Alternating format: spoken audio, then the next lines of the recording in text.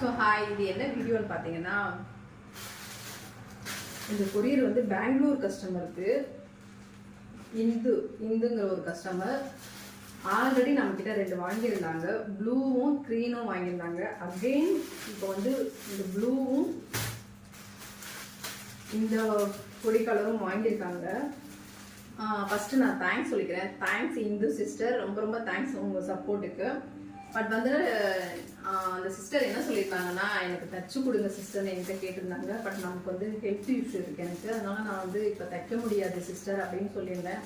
சரி ஓகேக்கா, எனக்கு ஆஃப் சாரி மட்டும் அந்த பார்டர் அட்டாச் பண்ணி கொடுங்கன்னு சொல்லியிருந்தாங்க.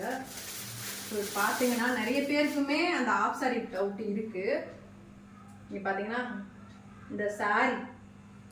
இந்த சாரியில் மேலே குட்டி பார்டர் வரும். அந்த குட்டி பார்டரை கட் பண்ணி பார்த்தீங்கன்னா ஆஃப் சாரியில் அட்டாச் பண்ணியிருக்கேன். ஸோ இதுதான்,